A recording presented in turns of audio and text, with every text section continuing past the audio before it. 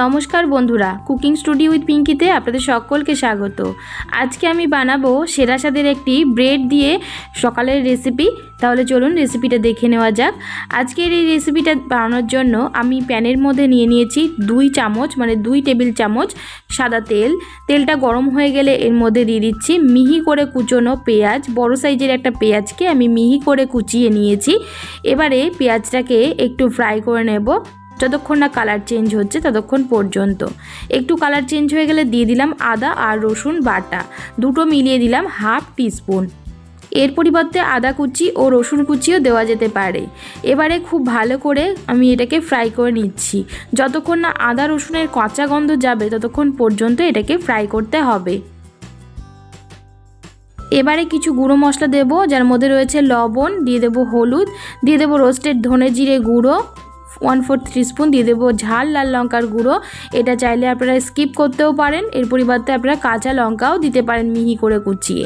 এবারে আমি দিয়ে দিলাম এর মধ্যে আগে থেকে সেদ্ধ করে রাখা আলু, আর আলুটাকে আমি একটা গ্রেটারের সাহায্যে গ্রেট করে নিয়েছি, তবে এর পরিবর্তে এটাকে মেখেও নিতে পারেন। তো খুব ভালো করে মশলার সঙ্গে আলুটাকে ফ্রাই করে নিতে হবে। এটা খুব চটজলদি হয়ে যায়, আর ব্রেকফাস্টের জন্য অথবা সন্ধ্যাবেলা টিফিনের জন্য কিন্তু পারফেক্ট একটা রেসিপি।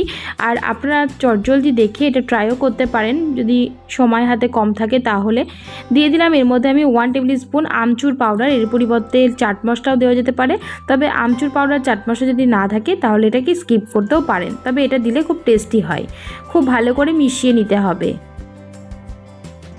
আমি ঠান্ডা করে নিয়েছি আলুর পুরটাকে। এবারে একটা ব্রেড নিয়ে নিয়েছি, ব্রেডগুলোকে এখন রেডি করব তার জন্য। তো ব্রেডের মধ্যে আমি প্রথমে লাগিয়ে নিচ্ছি টমেটো কেচাপ। এর পরিবর্তে পিৎজা সসও লাগাতে পারেন, তবে আমি টমেটো কেচাপটা দিলাম, এতে করে বেশি সুস্বাদু হবে।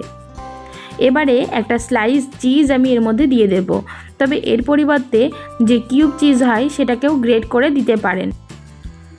এবারে আমি চিজটাকে এরপর দিয়ে দিলাম। তারপর যে আলুর পুরটা আমি তৈরি করে রেখেছিলাম এটাকে একটু ঠান্ডা করে নিয়েছি যাতে হাতে ধরা যায় সেই পর্যন্ত। তো খুব ভালো করে এইভাবে দু হাতের সাহায্যে একটু চ্যাপটা করে নিয়ে এই ব্রেডটার ওপরে এটাকে দিয়ে দিলাম। খুব ভালো করে চাড়িয়ে দিতে হবে পুরো ব্রেডটার ওপরেই। রেসিপিটা যেহেতু একটু ভারী, তো সেই কারণে বাচ্চাদের স্কুল টিফিন বক্সেও কিন্তু আপনারা এটাকে করে দিতে পারেন, অথবা অফিসের যে লাঞ্চ বক্সেও আপনারা এটাকে করে দিতে পারেন। আর এটা খেলে অনেকক্ষণ পেটটাও ভরা থাকে, আর বাচ্চারাও কিন্তু বেশ পছন্দ করবে। এইভাবে আমি একটা ব্রেড এর ওপরে দিয়ে দিলাম, ব্যাস তৈরি হয়ে গেল। এভাবে বাদবাকিগুলো করে নেব।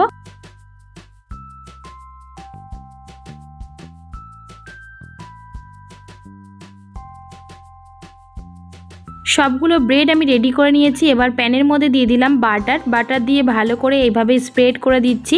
এবারে একটা ব্রেড এর ওপরে আমি বসিয়ে দেব।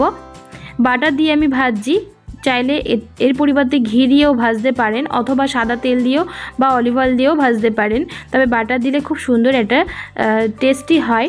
তো এইভাবে দু সাইড আমি বেশ ভালো করে ক্রিস্পি করে ভেজে নেব। 2 মিনিটের জন্য এটাকে আমি ঢাকা দিয়ে রাখবো একদম লো ফ্লেম করে, যাতে এটা খুব সুন্দর ক্রিস্পি হয়। 2 মিনিট বাদে ঢাকনাটা খুলে নিলাম, আর এখন এটাকে উল্টিয়ে দিচ্ছি। একই রকমভাবে অপর সাইডটাও আমি ক্রিস্পি করে ভেজে নেব।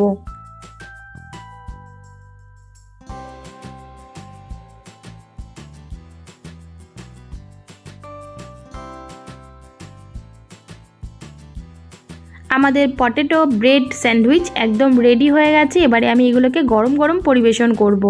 তো আমার আজকের রেসিপিটা কেমন লাগলো আমাকে কমেন্ট করে অবশ্যই জানাবেন। নতুন বন্ধুরা আমার চ্যানেলটিকে সাবস্ক্রাইব করে নেবেন, আর আমার রেসিপিটা যদি ভালো লেগে থাকে তাহলে অবশ্যই একটা লাইক করবেন ও শেয়ার করবেন বন্ধুদের মধ্যে।